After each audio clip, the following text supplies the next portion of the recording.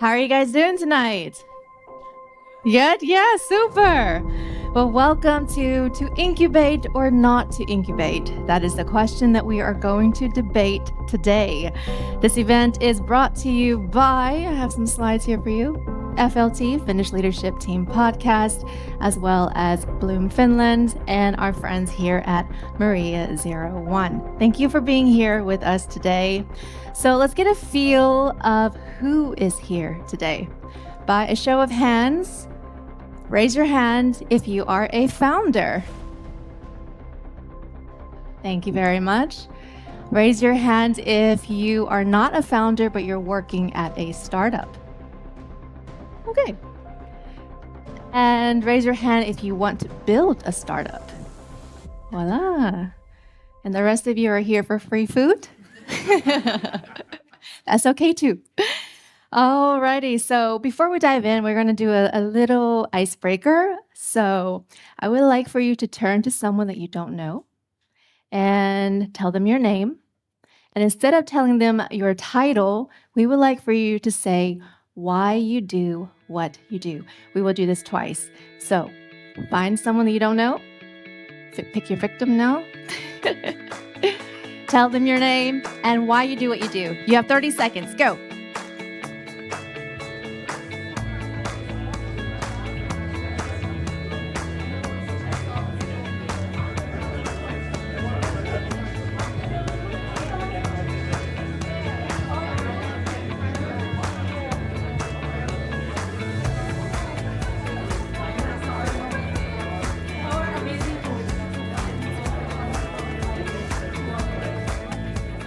All right, that was 30 seconds. Now, find someone new.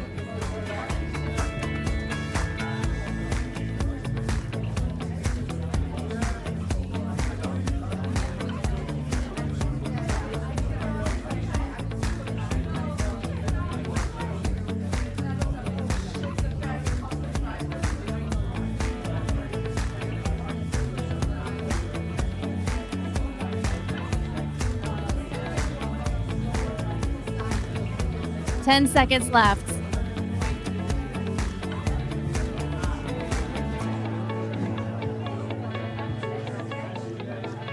5, 4, 3, 2, 1. Time's up. All right, everyone. Thank you. I see the energy going up. Excellent. And as we are here for the next couple of hours, we do have one rule, and that rule is be kind to one another, even if we disagree. This is a debate, after all. With that, I would like to invite Anneli, my fellow podcaster, on stage.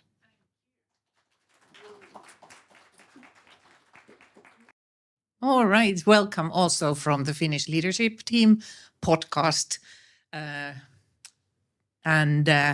My name is Anneli, as Kelly kindly introduced myself, Anneli Karstedt, one of the founding members, and all the other members are here. Almost all of them are here as well. We have always behind the magic of the podcast, Bella, as here as well. We are going to record this and bring this on as a podcast.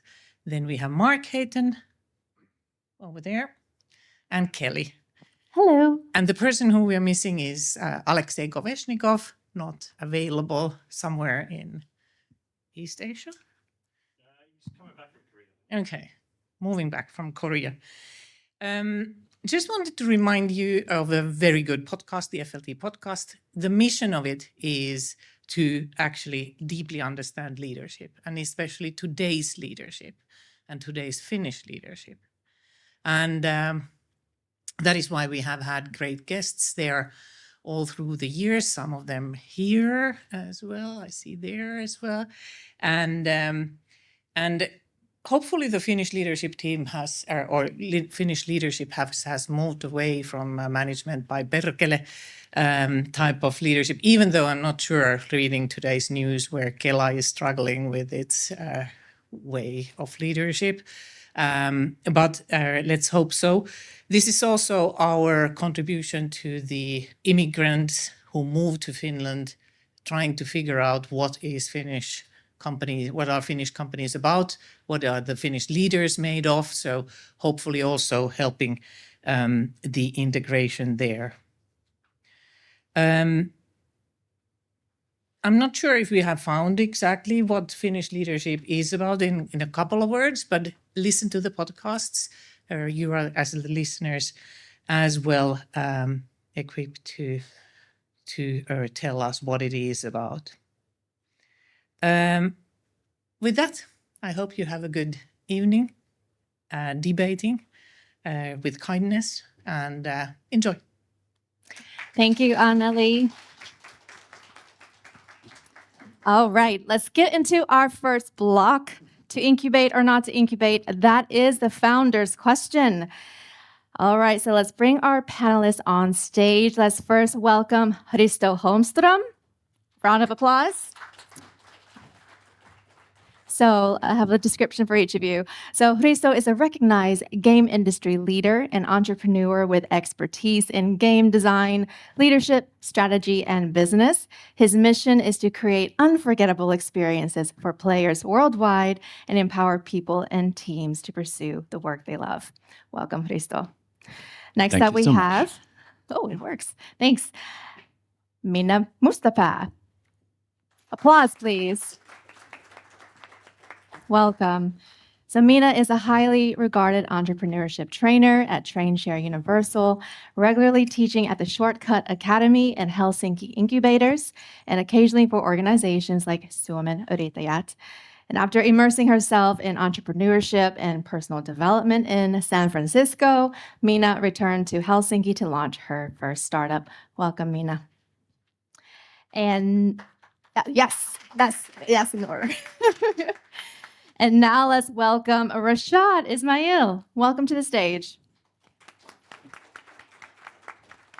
So Rashad holds degrees in computer science and AI from South Korea and life sciences from Aalto University.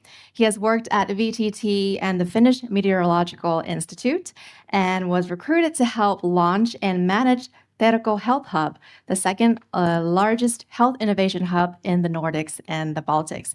And he's also led the commercialization of the University of Helsinki's Mammal Express project, securing 600,000 euros in Business Finland funding. So welcome to the stage, Rashad. And yeah, claps, please. Thank you. And last but not least, we have Mark Hayton, our leadership expert from FLT. I will hand the stage over to you, Mark. Awesome. Thanks, Kelly. Fantastic stuff. And thanks to Anneli as well for the lovely words and introduction. How is everybody feeling? Is everybody good? Yes. Yes. Fresh one? That's fresh water. Yeah, Risto, you can knock yourself out on that guy. How did you guys find the introductions? Was it all okay? All very accurate? I think it's always a bit weird to hear your own introduction because we're all complex human beings living messy lives, and then you kind of hear this very nice, short, succinct version of yourself. As long as it was accurate, that's the main thing. Good.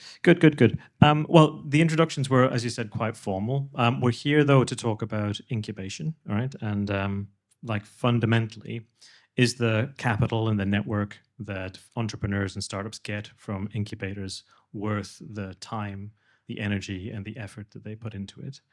Maybe as a kind of a start off, could you describe, let's say, how you feel about incubators?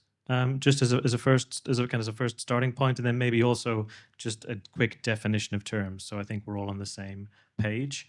Maybe if I start, Minna, with you.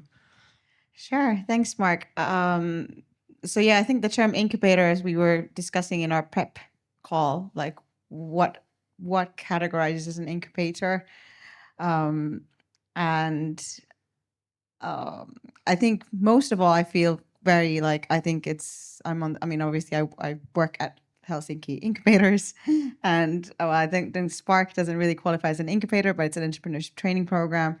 So obviously feel very warmly about that. My own entrepreneurship journey started with mentorship, so which is again not strictly speaking an incubator program, but was a large community and very intensive mentorship. So I'm a big believer in that. Then whenever it comes to the equity part, if an incubator takes equity, I think then that's a more careful question where you need to consider a bit more, very much more thoroughly. When you get into more kind of like the capital side of things and the rest of it. Yeah, and ownership, right? Because then that's the main thing. Whenever if you're giving away ownership in your company, it becomes much more riskier. Yeah. The stakes are a lot higher. And a different thing. How about you, Rashad? Well, I don't want to dwell too much on this. I would just stick to the definition of the words accelerate versus incubate. So accelerate basically is supposed to be a faster process, whereas incubate takes place over a long period of time. And I would say incubation is more for idea stage companies, whereas acceleration is more for MVP and higher and who are penetrating the market and they want to, in a way, scale or penetrate even more. So that's how I would define it. Okay, helping new emerging companies like penetrate markets. Yeah, so more advanced companies growing faster, whereas incubation is, I would say, longer period and smaller companies. Yeah, okay, that makes sense. Or teams who are not even companies yet. Yeah, the ones that they like emergent phase. Yes, like, yes. Risto, you have had some experience with entrepreneurships and starting up before, but you at the time chose not to work with incubation and that kind of stuff. Is that right? This is correct. So I'm a little bit of the odd one out here, since I have been part of neither an incubation program nor an accelerator. But then again, I work in the game industry. Usually things happen very fast and very chaotically in whatever form, and magic comes out or doesn't. But as far as definitions go, there's hardly any wisdom I can add to what we've already heard here. As far as I understand, and as far as I've ever considered the topic, an incubator would be best when you're looking for what is it that we want to do and how, and learn about that journey. And accelerators is more for the part where, okay, we know what we're doing, but we're going to need some rocket fuel. To get going. In your own journey and experience, was there ever a time when you thought, hey, let's go find some more rocket fuel? Or there has definitely been, but I have either leaned on personal pockets, which is very painful, or venture capital.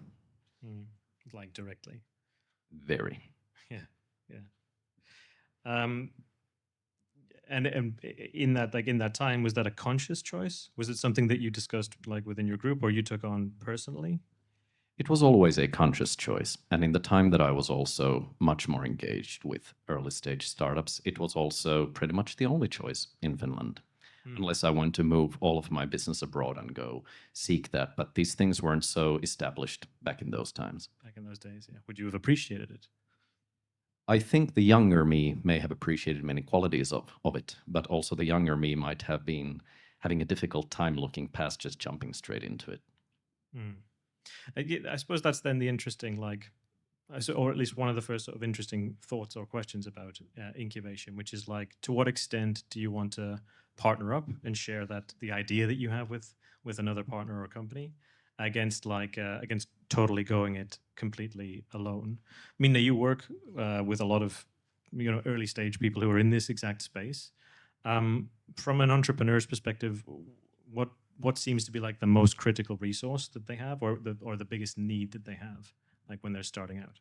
Wow, that's a big question, and I think it's so it depends on what is the entrepreneur's background themselves. So if you have somebody who is maybe studied at Helsinki Incubators, we have people coming from a medicinal or from a sort of med tech background, so they have some great innovation to do with medical technology, but they've never studied business, they have no business background, so then there's a lot of just concepts about business to learn. Also a lot in what I think more do in Spark, it's also how do you validate an idea. So if you have an inspiration, you have some kind of vision, but how do you test it in the market before?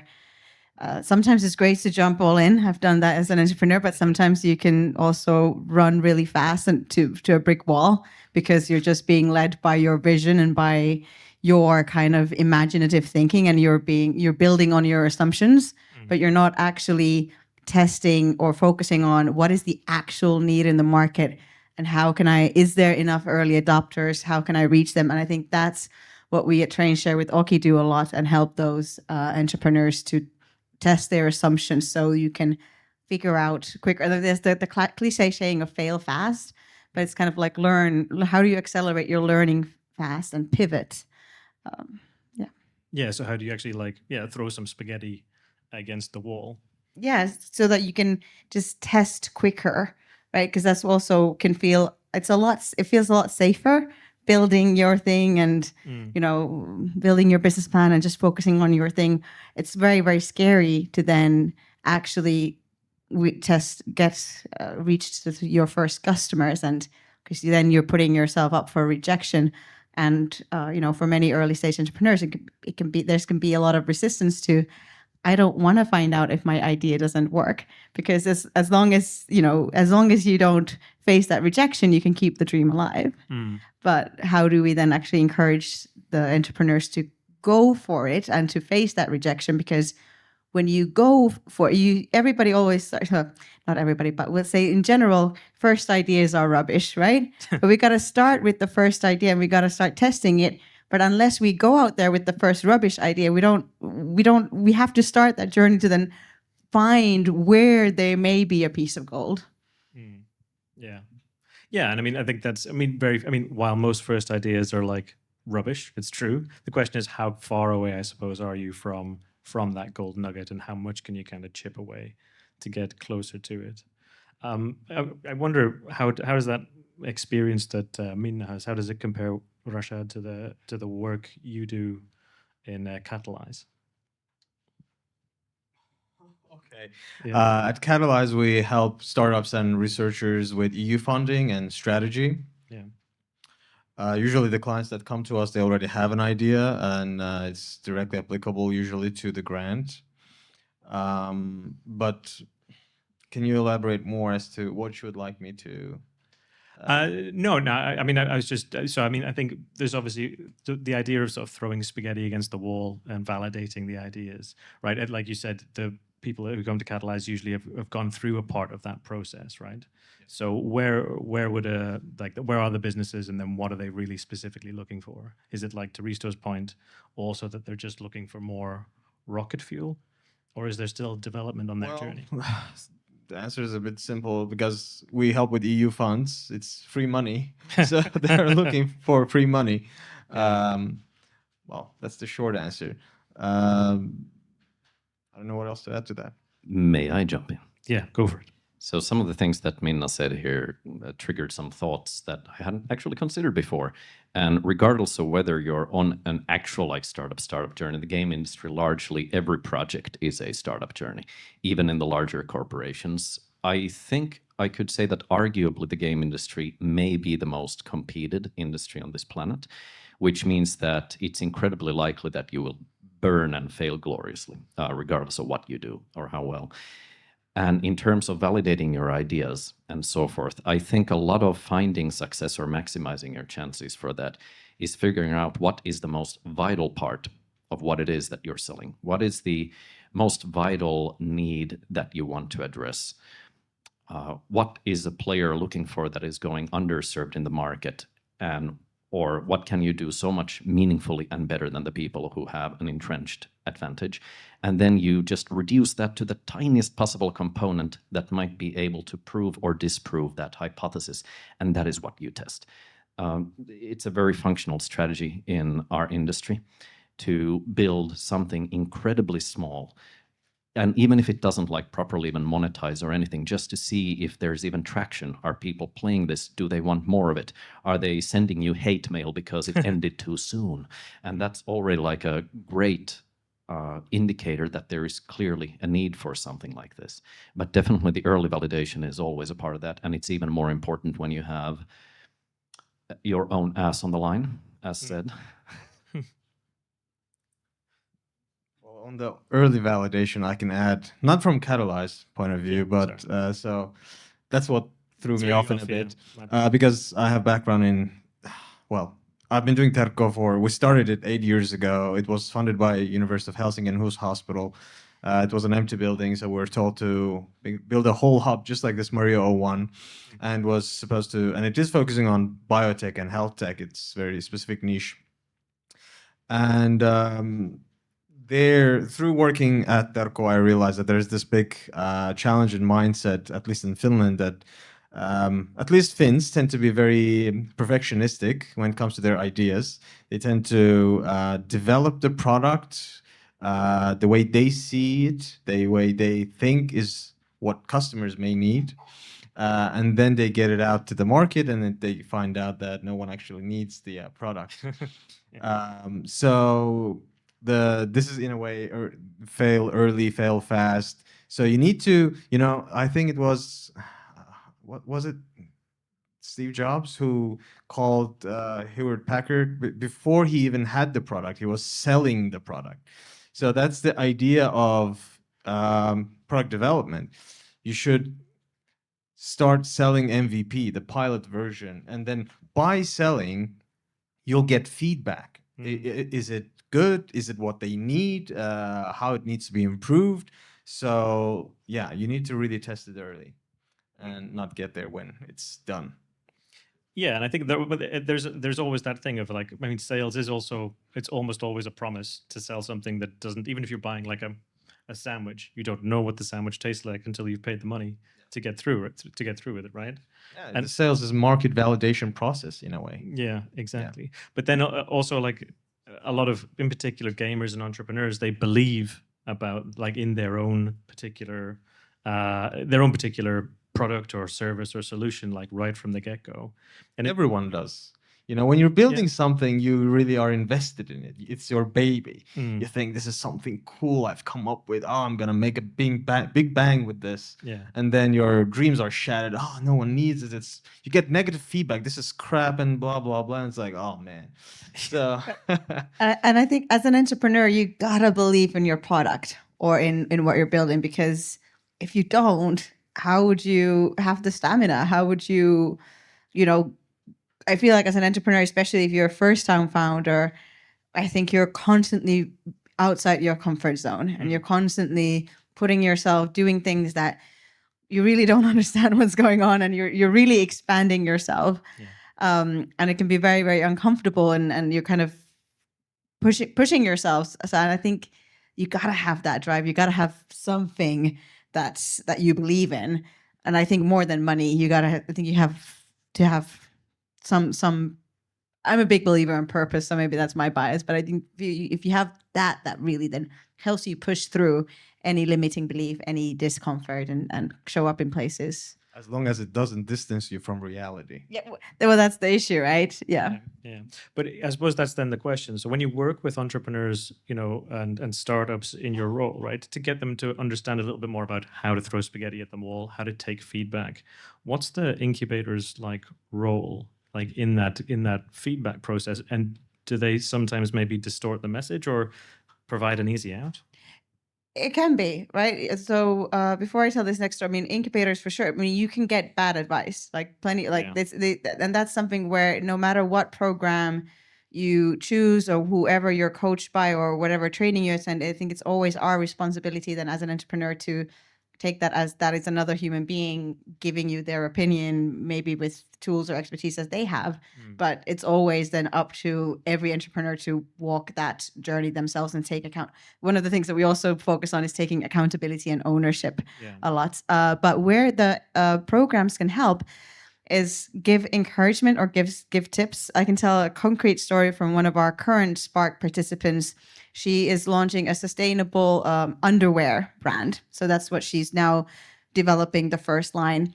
And next week, actually here, I believe it's in this space, next Wednesday, they'll be doing their final pitches. So they'll be making some kind of offer to the audience, or they can, they can have the option, right? It's a pitch. So they're doing investor pitches or then a sort of profit speaking or just selling the idea. And her first initiative idea was, well, I can ask people for customer interviews so that they can like co-design the collection with me. I can ask for feedback. But I know that she's been doing market research already in this program. So I said, well, what if you pre-sell your first collection? What if you, have a simple Google form where you have, the underwear shape and size, and you sell that directly to the audience. And then you're in a room. The great thing about group experiences is that you get that encouragement from the group. Because then I asked, how many of you would be willing to like pre-order sustainable underwear from her? And everybody raised their hands. And she's like, wow, really? And that's how you'd actually get the money to then actually make the collection. Yeah. And then you can also more easily convince, if you are seeking investment, you can go, hey, well, I've got 100 pre-orders from these, I've got a list. Then it just helps with the funding. So I think that's where the programs can help to give you that little push and give you ideas that you may not have really thought about thought of. before. Yeah. I'll just jump in here with two thoughts, one related to this and one the previous topic. So about all this advice and everything, definitely. No advice is inherently good or bad, but I believe one of the most important things you can have as a leader, as an entrepreneur, is sound judgment. So developing that means often growing in maturity and understanding what it is that you're ultimately doing and why it's important. Because I've never seen a worse pitch deck or worse product in my career than the ones where you've had the most loving founders or designers who've listened to every bit of input and advice they have gotten, and what ends up coming out is a soulless Frankenstein that no one really understands what it's about or why. It's like a game that grows tentacles and QR codes. It's like, what? Like completely ridiculous. So judgment is going to be, I believe, for many of us, the most important tool. In terms of the resource that we talked about, which was the seed of your previous question, my simple answer would be time is the one most important resource you can have. We all have the same amount of it, but how we choose to expend that and how well we choose to utilize that is our leverage. And time and money are often interchangeable, but money can't buy more time. And there is also this meme level thing that went around on like social media at some point on some math test in like elementary school, where it was like whatever Mozart's this and this symphony takes like 100 minutes to play for a 14-person orchestra. How long would it take for a 100-person orchestra? And it's like, well, that's not how it works. So there's some things that really don't actually get better even when you add like volume and fuel in there. Many of the best epiphanies that we ever had and really understanding what your product is about, what your audience is about, and why it really matters, time is invaluable. So use it well.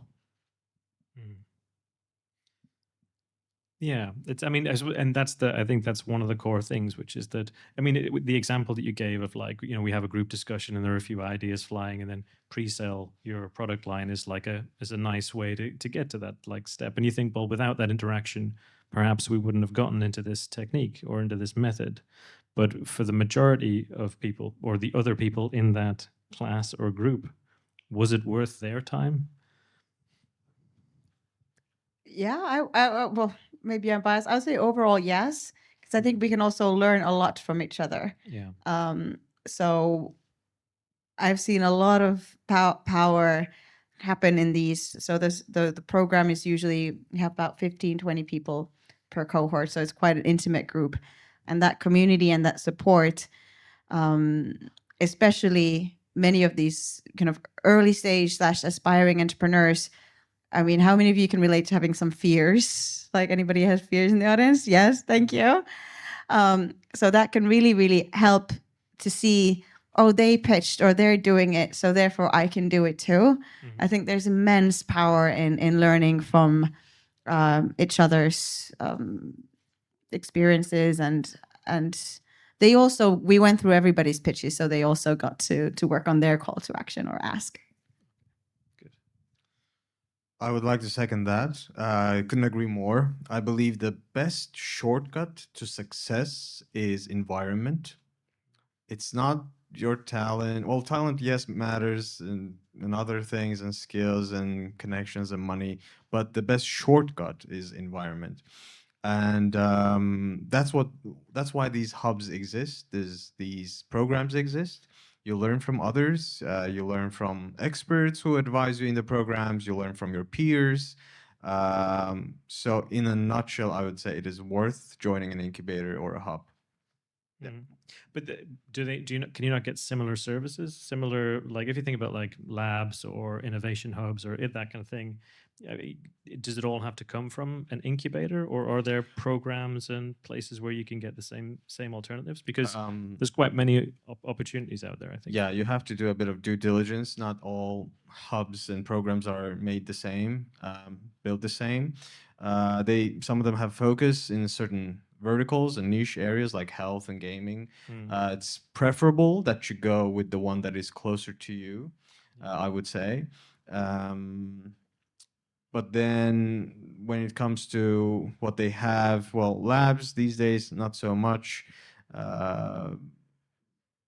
No, it's just mostly programs and space. I mean, so I can share also something personal, and I'm not sure actually maybe if you've had a similar experience, but I've had conversations with right. So in that I had a 2 or 3 mentoring conversations. We were with a colleague and we were building an application to connect professionals for an exchange of ideas and advice, which I think is a relatively straightforward, well tested idea that many people have had and have figured out LinkedIn can do that a lot easier than you can do it, and you can't charge or make money.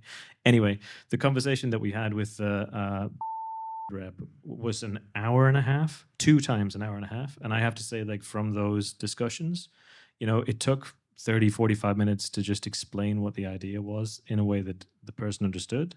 And then he shared a story about setting up a business, about being a travel agent in like Kyrgyzstan before the Ukraine conflict kicked off. And I was like, I mean, that's terrible, and I'm really sad for you, but that's not helpful at all for me.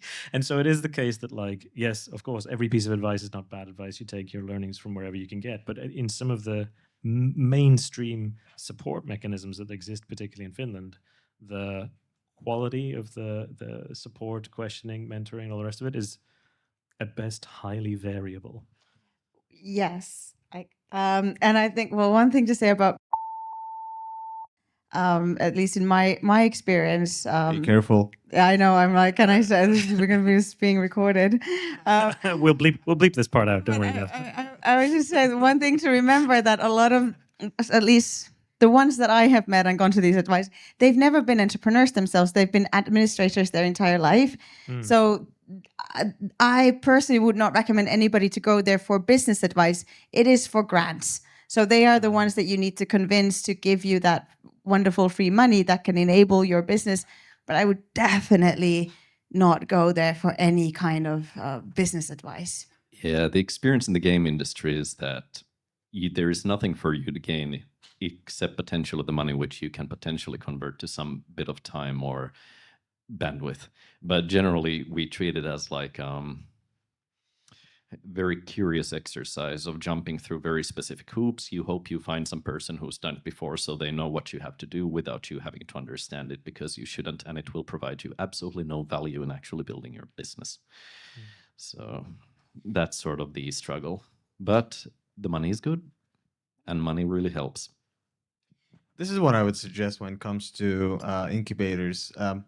One should really understand that incubator people, experts, or the staff or the programs, they're not gonna do your job for you. You're the one who will have to talk to. They help you with advice. They can help you with connections. They can help you to introduce to investors, some fancy corporate representatives, but they won't help you with acquiring customers or developing your product. You will have to do that yourself. And generally, the rule of thumb is that you should try to be developing your product all the time and talking to as many people as possible, trying to get connections, network. That's your job as a founder. And these incubators, you should see them as a bonus. You shouldn't like rely on them to do everything for you. That's it. Yeah, yeah. It's a good hack. Do any of you have? Oh, did you want to jump in? There is a little bit of a balance I might offer on that. And I know the type of founder who also very much understands that my job is to network and connect and, go to every meeting and call and everything. And then they forget to build their company. They forget to make their product. There is definitely a balance. And as a founder, it is going to be your primary job to make sure that the wheels keep turning. But that can never happen at the expense of you learning more about the product or your audience or market. You mentioned before about time, and I think this is a very good avenue for discussion. Do any of you have any perhaps hacks or tips? So in that conversation, I'm not. I mean, I probably realized it after about 30 minutes, and I think, you know, looking back, what I should have done is just ended the call like as fast as I could. And I just somehow, when you get stuck in those conversations and you sort of assume this person's here to help me and I'm doing it wrong because they're not helping me. And then after an hour, you're like, no, this is definitely not my fault. But do you have any sort of like any, I don't know, hacks, hints, tips on if you're engaging with like a potential incubator, then how to spot someone who's not helping? Like in terms of like a coach or advisor? Yeah. When is it worth hanging up the phone? That's maybe the question. Well, it's usually not through a phone. Yeah, that's true. Yeah. You just meet them, Yeah. and if they start just driveling, you can just get away from them. It depends on the purpose of the conversation, right? Because if it's, for example, Business Finland and you really want to get that tempo grant, stick on the line, just go through then it. you take it. It's a bit of a painful process, but maybe worth it, you know? Just tell me what to write in the form. Yeah. And but if it's a coach in a program, then I think it's always worth then maybe asking about their experience, like where is there, if they're giving you advice and you're thinking that sounds a bit off, maybe asking them like, can you explain what you're basing that on? And then if you feel like their basis is iffy, then like say, all right, thanks so much, and then maybe move to the next coach, or maybe maybe consider not going to the next one, or Yeah. Given the value of time, your ability to curate how you use it is also going to be a great asset. And that's an analogy for judgment, what we talked about earlier. So any one of you on a founding journey or hoping to be on one, you probably have a vision of what you want to do and why it's important and why it matters to you. Trust your gut feeling, trust your judgment. If you begin a conversation and you realize your brain is getting disengaged and you're like, God, please give me an out, don't waste time on it. You don't have to engage that. I do actually have a trick. Okay. So when I go to conferences and when I'm trying to either build a partnership with Drew Sales and I'm approaching these stands, and I know that as soon as I'm going to approach, the person is going to start pitching their case to me. So in order to make it very succinct, short, brief, and short in terms of the time, I just asked them, can you tell me what you do in one sentence? So that puts time pressure and context pressure on them, and they try to distill it into one sentence. And then when they're done, I'm like, okay, if it's not relevant, I'm like, sorry, we're not in that field, so I don't want to waste your time. And I just move on. Yeah, that's it. You can do the same thing with the expert. So you can... If you see that they're not saying something right, you can just ask one question that will end the conversation. And I think that's a great hack. And on that hack, it reminded me something that one of the things that you can get from programs is frameworks and or tools. One of the things that we utilize and have seen great success in is this audio logo, which is like basically your geography plus a superlative plus your target markets and the results that you provide for them. And that is like the quickest way that we saw in our female founder pitching competition last Friday. We crafted their audio logos. So if you have a complex thing about satellite design, what's the thing that you actually do? We get satellites into space faster, so that then you can very quickly say that the audience or who you're talking to can get an understanding of what are we talking about. And I think that's one of the things that you can develop, a skill that you can learn through a program, depending on the program, of course. Yeah, that's a good point. I want to open up also to the audience. We'll take a little bit of a break in about a minute or two. Kelly's showing me the sign of like I have only 1 minute left, so I have to do the thing. But before we open up to questions from the audience, the preposition today is that. The capital and the network value provided by startup incubators outweigh the costs and the time of engaging with them. So maybe just that first part of like you mentioned, Risto, that the most important critical resource for an entrepreneur is time.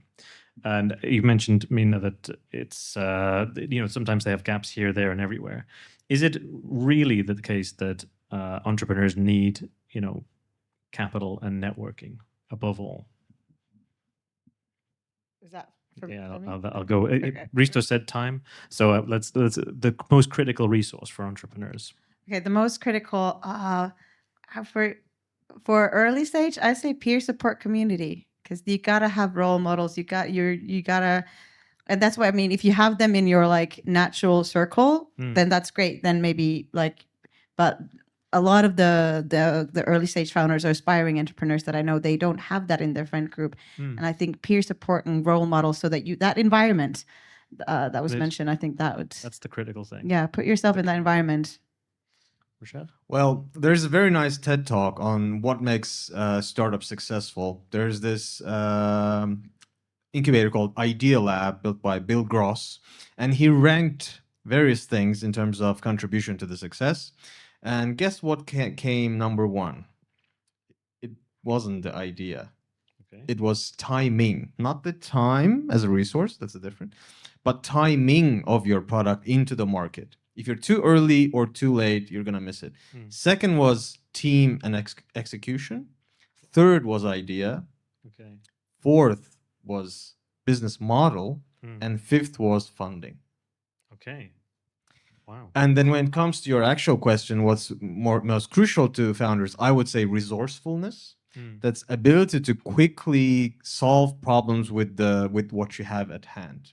And after that, the default ambition and courage.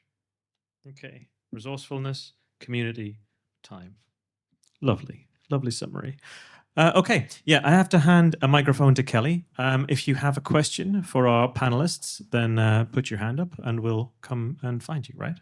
Well, we do have a few excellent questions online, so I can also start with that. Go with those. And speaking of time, we are maybe not going to have time for a break unless you need a 5-minute break, but we'll get to that in just a moment. But okay, the first question here is, what are red flags of an incubator? A lot of them I feel like don't give you the right connections or advice. Who wants to take that? Well, if we're talking about programs, I happen to agree. Unfortunately, in Finland, most of the incubators, their programs are not too advanced. The experts are not paid for their service. It's usually pro bono. And it's very early stage.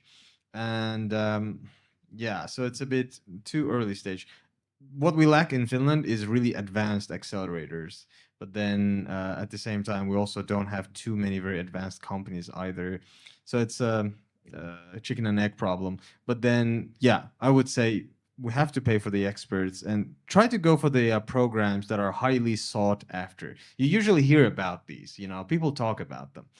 You can learn about them. So, yeah. Yeah, actually, a red flag could be that if they don't pay their experts, that's the programs where I work, they do pay for experts because I don't work for free. So there are some programs like Pathways and the Spark Academy where it is paid trainers, and I don't know if it's weird to say that I do think that we offer good quality. So I think applicants have to pay for the program? No. That's great. Yeah. But there's a lot of work to, at least at the Shortcut, we do a lot of grant applications, and Google sponsors us, and there's a lot of work done so that we can offer them free to the participants. How many of you actually been to Spark? I know we have a few in the audience, so there we go. You can go and qualify if they received quality.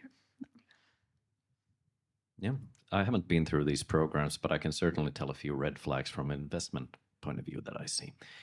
One is ridiculous greed. It's like, yeah, okay, if it's 100% ROAS at day 7, then sure, we're in. And you're like, do you even understand the market you're going for? This like completely unrealistic. The other one is moving goalposts. You talk that we'd like to see this market metric, then we're in. Okay, but we want to see some more burn rate from this. Maybe some longer term traction. Things keep moving. Get the hell out. That's not going to work either.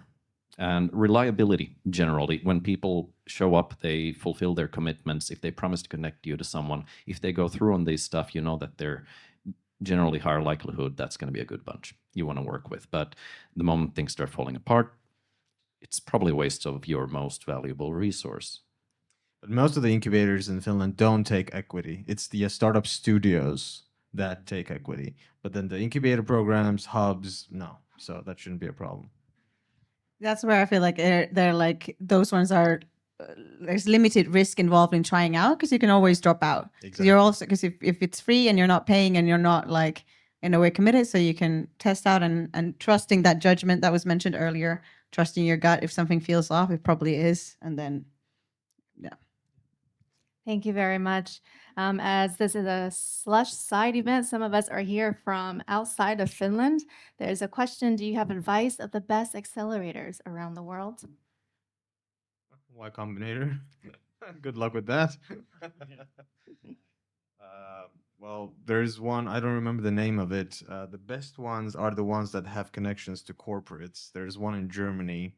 It's very industrial incubator. There's actually several connected to Audi and BMW. There's another one connected, I think it's Zollhoft, it's called, the chemical industry. There's one in Sweden, in Gothenburg. It's by AstraZeneca. It's called Bio Venture Hub. It's their own incubator. There's one in Denmark, again in health. That's my background. It's called Bioinnovation Institute. They have the whole building with labs and everything, and a lot of funding, and they also invest. And then, yeah, those are the ones I can think of in Europe. Yeah, actually, this brings to mind that some of the corporate ones, like even if it's not like a full like long program, the way I ended up moving actually to Finland I ended up thinking that if this is a great place to build a startup, I just came here for a weekend. It was Google like for food entrepreneurs, and they had brought in the senior vice president of Esoko, and I could ask him questions, and he was there for 2 days, and he tasted my product. Like you could really build the network in that industry. And that was something that was not in, for example, in London where I was living at the time. I had attended similar events, but you were not allowed to speak with the speakers, and you couldn't get any contact with them. So I don't know if Google does them anymore, but those for sure. I think if there's a corporate in the industry that you are in, or just Google's not, I guess, in food, but it was for food entrepreneurs. So if you can find those, they can be great sources for networking, because I think as a startup, one of the greatest ways you can scale in the beginning is to partner with larger corporations. Thank you. Thank you very much. I would like to hear from one of you. Well, do you have a question that you would like to raise to the panelists? Just raise your hand. I would like to ask a question about bootstrapping and your thoughts on that, because if there's some aspiring founders, what they usually hear about is you need to get a lot of money, otherwise you can forget it. So I'm curious to hear what you think. Well, I actually think nowadays you have to bootstrap for a long time before you have a chance of getting money in.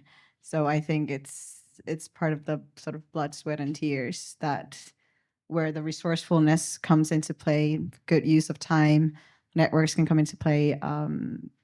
Yeah, I think it's definitely. And if you find great partners, then how can you get how I think the best thing is how far can you get with minimal use of funds, and tapping into that resourcefulness and partnership networks can really be useful when you're in that bootstrapping phase. In my experience, bootstrapping is vastly different depending on your industry. There's some industries you can pretty much start running a revenue from day one.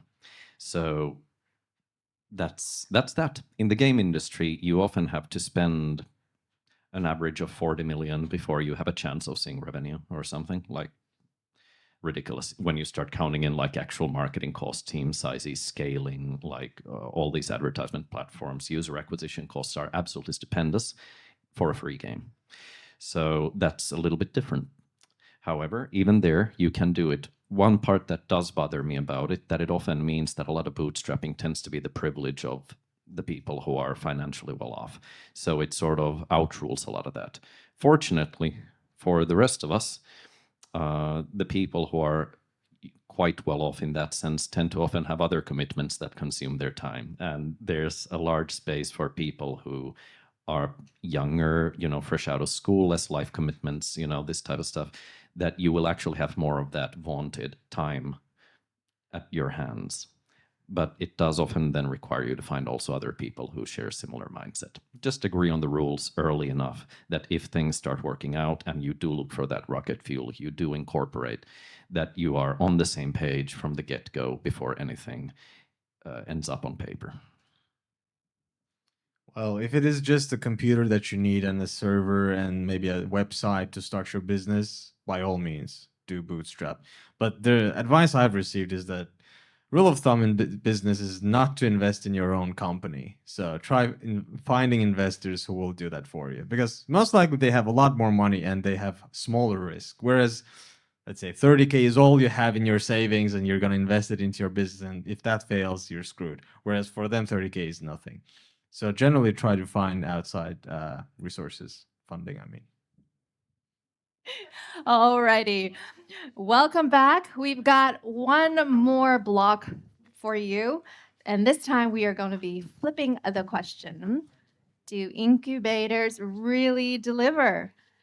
Without further ado, I'm going to hand it right back to you, Mark. Okay, is everybody in their seats? Looks like it. Is everybody feeling good? Yeah. Yeah. Do you want to give me like a yes, I'm feeling very good?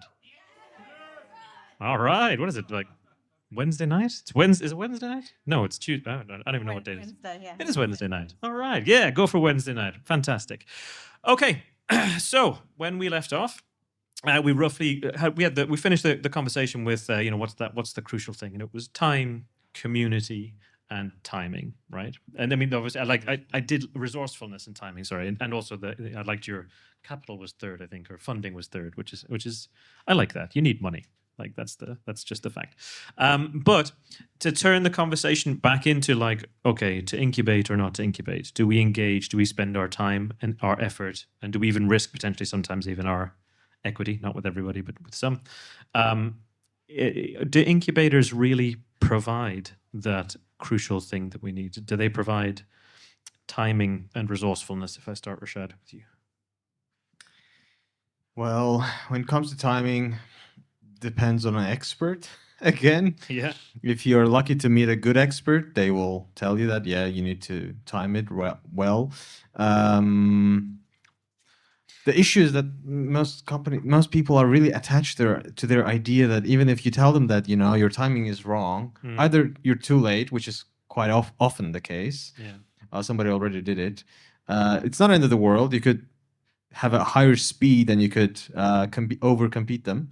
But then not many people understand or want to understand they're too early for the market.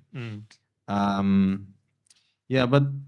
Yeah, I mean, well, although I mean, that does happen though with some ideas and companies, right? Where you have like, I think there was a company that did learning and built large language model personas to assist like role play work that I worked with a few years ago, and it's a good example of like, this is great. This will be when everybody does learning, using custom ChatGPTs and that kind of stuff. This will be perfect, but that's not today. They have to first access that entire market, and the work that's being done, like in OpenAI and Anthropic and those guys, that's building the habitual customer in a sense for the product and for that specialization. But the market's not ready for you. For example, before Facebook, there was MySpace, Yeah. but it didn't fly because the timing wasn't right. So timing is really important in that sense. But I'll let you continue on your topics before I add up. Yeah. I mean, no. So does it work? Does it deliver on the community? Am I limited to that, or It's too easy a question. I mean, let's see if we can. I mean, so of course, I think incubators obviously do provide a community. Do they provide the right community though? Maybe that's the question. That is the question. I think it's so hard to answer these like overall generally, because it's so program specific. Because I think there's better incubators and there's worse incubators, better programs, worse programs. I will do a little from like me and Oki have issues with some aspects of the programs. That's why we're working with Bella over there to bring our purpose fuel program was being developed. Because there's also topics that a lot of the programs don't go too deeply into, and what we do in Spark and what actually gets Spark to deliver great results if you compare in the ecosystem. So, I mean, and it is, I suppose, obviously the whole thing is to paint with a broad brush is very difficult, and there is variability in the incubator space. But in general, if you're starting out as an entrepreneur and you want or need to build a community, is an incubator worth your time? I think so. I mean, there's different, it comes to the other complexity of the issue of what kind of founder are you? What kind of person are you? I mean, if you are, let's say, if you're very confident and if you are kind of a very much like a, I don't know if if somebody's a born go-getter, but if you're kind of like that, then, which I kind of feel like sounds like Risto's kind of been. So I think in that point, like, yeah, maybe do you need an incubator? But if you are feeling a little bit more like, can I do this? How do I step into becoming an entrepreneur? How do I, build that confidence? How do I overcome some limiting beliefs? Or how can I really test this? If you have questions a lot about how do I do this and you want support, I do think that in general, an incubator will deliver. Okay. And then Risto. So Risto, do incubators give you time? Well, they most certainly don't. However, time is a resource, so it's about how we spend that. If the time you spend on the incubator or whatever other engagement you ever deem is going to give you a good trade-off of your future time being spent in better ways, then naturally it will have been worth it. But a lot of that value, I do believe, is going to come down to whether you believe it's worth your time or not. If you don't believe it's worth your time, then probably it's not. If you do believe it's worth your time, that's also going to shift how you approach the entire process, because your time also holds a component of energy and attention, and you got to choose very wisely on how to invest that.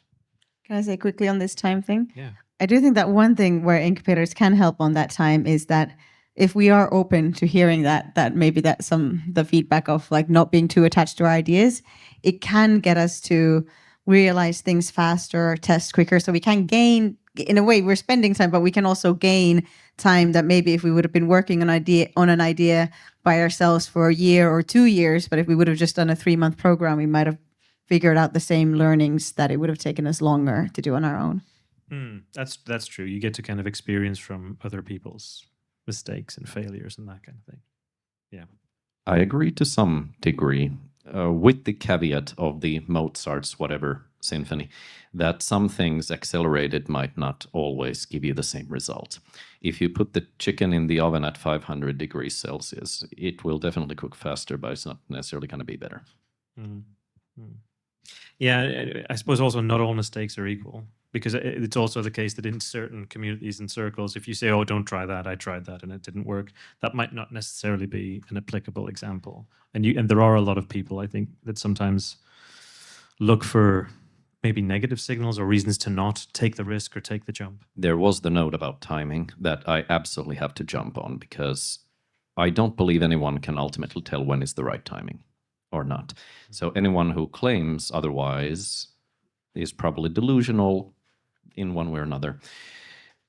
One thing that I've learned from game design and making games also is that there is no such thing as the right design or the wrong design.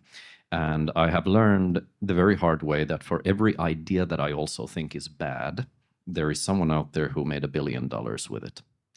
So if you just go with, is the timing right? If we follow the analytics on what games are trending right now, you're always looking backwards. You're never looking to tomorrow, which will always have a level of unpredictability. So largely that is ultimately still going to boil down for me to a question of conviction. There are things that are higher likelihood that it's not the right timing to invent an automobile, for example. But it's never 100% given. So trust yourself in that.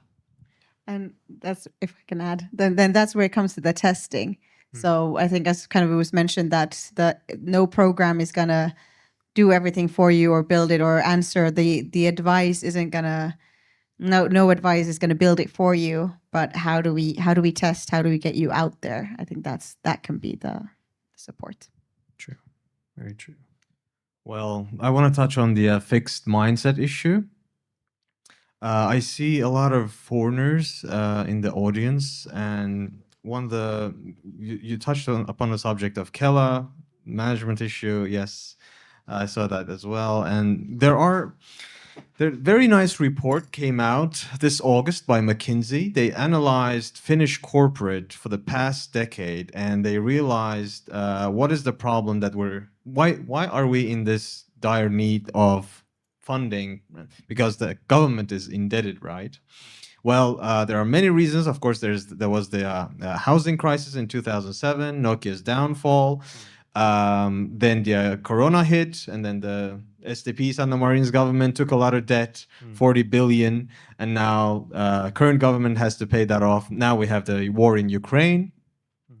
But one thing that has been constant, that has been the growth-oriented mindset, rather lack of it, and that's generally the problem in Finland in a way. So this is where I would say foreigners bring value, where they tend to be perhaps more growth-oriented.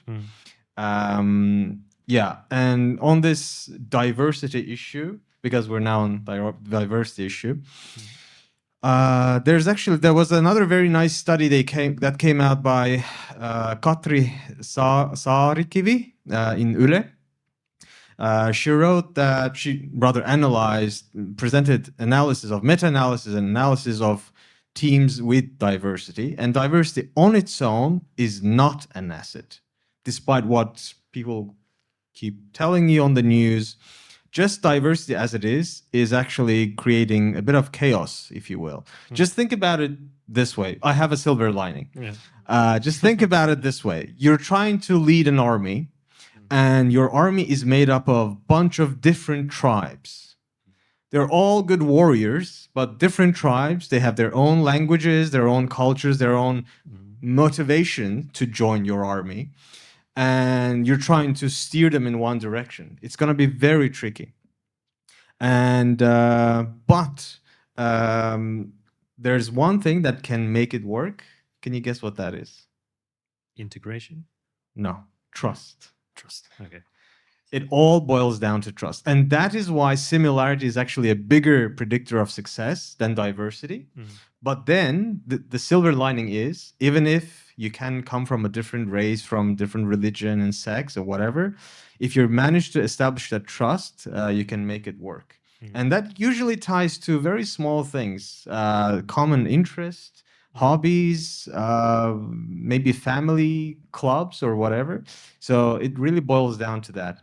And for foreigners who are facing issues in Finland, because it is an issue, there was another study in Yle again that foreigners who grew up in Finland, who do speak Finnish, when they apply for jobs, their CVs get discarded just because of their names. But should we just label it as racism or just risk aversion? Because Finns are very risk averse. They want to be very safety oriented, keep the status quo, and just be content. That's why we're happiest country in the world for 8th year in a row, right? Yep. Because we're content with what we have. But what we had applied in our company was to remove the names and sex and gender from the CVs in their interview. So I think that's a very practical way to deal with this racism issue. But at the end of the day, I personally wouldn't call it racism. It's just fear of something new, something different. And you have to deal with it by establishing trust. And for that, you need events. You need to go, network, talk to people, and present yourself to them in a good light, and that's the key. Yeah, that means it's a very interesting angle to starting out. Of course, if you're going to make any business, you need to trust, and it's a good question, which is for perhaps another debate, another time, about the role of integration in Finland and building trust, and for example, the effectiveness of blind hiring, like you talked about. There was actually one question before we get to the anonymous hiring, yes. Inclusive anonymous hires. Thank you, Annalie, for keeping me on point. But there was actually one question which was a little bit like that, similar to the conversation we had before about red flags. Many entrepreneurs, startups, or founders find themselves sometimes in a conversation about relinquishing equity for support or capital or markets. In the spirit of building trust, what are the things that you would look for as a trust-based relationship in which you could hand over equity potentially. So if we have entrepreneurs or founders in the audience that are looking for support, and there is support on the table, but it's in exchange for a part of the company, do you have any advice or thoughts on what they can trust to make that deal?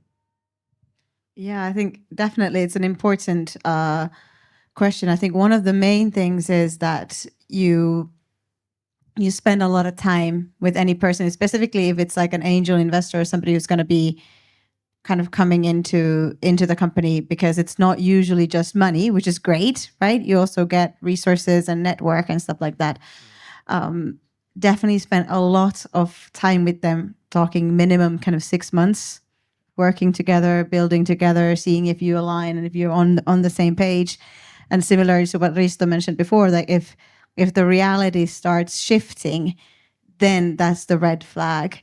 If agreements change, if they say one thing and then the next time you meet it's a different thing, that is definitely a big red flag. So noticing if you can, and if they're really supporting you, right? So if they're really also understand that the founder needs to have a large majority of the company, and they're really understand it from an entrepreneur's perspective as well, and not just from looking for that greed.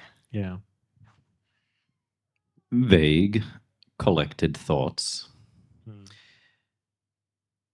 Many investors will never give you the second or third round if they see a cap table, which is different investors, different past founders, people who have left, friends and family advisors, that is all over the place. They're just going to see troubles and potential disagreements and tug of wars with different stakeholders. And especially when your own personal stake as a founder or whoever the founding group is, if it starts becoming smaller and smaller, many investors will also see that as a red flag, because they are starting to doubt what are the motivations for continuing this. What's the remaining upside for you folks? So I would say try to protect your equity as much as you can. Naturally, sometimes it is worth giving up a little bit of it. For example, for an investment or a really key advisor, someone you genuinely believe is going to bring you incredible and lasting value. But equity lost is, barring, of course, shareholder agreements and mostly it's equity lost forever. So you really want to be very careful on how you use that singular type of leverage that you have. Well, we don't have too many startup studios in Finland. It's mostly public incubators, and they don't take equity, so that's not usually a problem. But how I would judge a person, basically, it would have to depend on their background, the know-how they bring to the table, if they're going to join as advisors or shareholders. Do they bring right connections? Do they bring money, because they also invest? And if they don't bring money, then it has to be connections, it has to be the opportunities that they bring with them, or the sweat equity, so-called. So they will basically work with you as if you're employees or teammates. They don't get employed, but they help you with a lot of things, and eventually, when you're maybe entering the market, they will take share. And usually these guys, these advisors at startup studios, they don't take much equity. It's up to 5%, usually 10 at most, but rarely. It's up to 5. So if you find the right expert who's on board with you, is really helping, you will see in the process, as Minna said, you will see in the process over time, do they really care? Do they really help you out, introduce you to the right people, and do they have the right background and knowledge? Then yes, you can give shares. I don't see a problem with that. I'd like to jump to give some context on these numbers. Naturally, the potential valuation you believe your company can have, that should affect a lot of how much equity you're willing to use.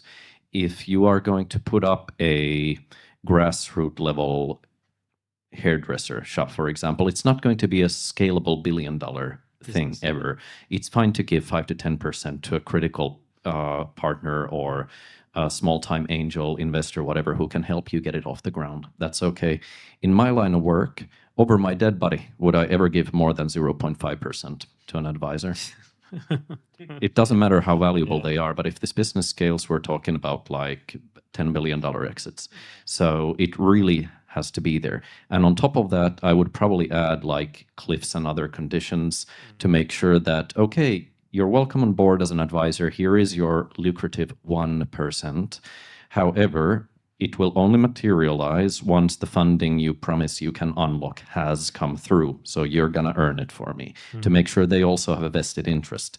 Naturally, having a stake in a company means you have vested interest, but there's a lot of advisors out there who have also collected just a ginormous portfolio of companies they are advising, hoping and praying that none of them actually call them for advice and waiting for one of them to actually materialize with something meaningful for them. Yeah. Okay. Thank you. Good. I think solid advice. We still have some bubbles to drink and some questions to get to. So I'll ask you to be brief in your kind of final statement. The question is, does the value provided by startup incubators outweigh the costs and the time? And in your own words, do you believe yes or no?